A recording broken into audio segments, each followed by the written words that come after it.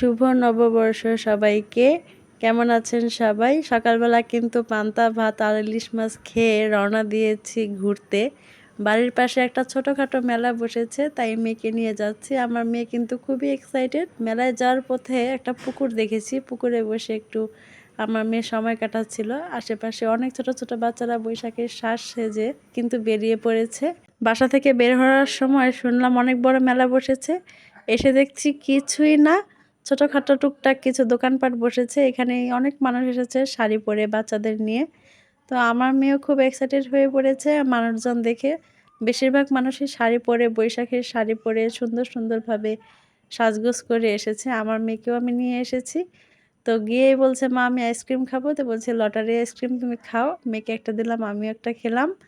গোলা আইসক্রিম ছিল মেলার ভিতরে। এই গোলা আইসক্রিমটা কিন্তু খুব ভালো লাগছে।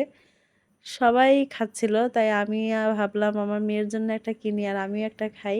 তো আমরাও নিয়ে নিয়েছি স্ট্রবেরি ফ্লেভারের। গুড় দিয়েছে, কর্নফ্লেক্স মিল্ক, তারপর চিনি দিয়ে একটা সুন্দরভাবে গোলা আইসক্রিম তৈরি করে দিয়েছে।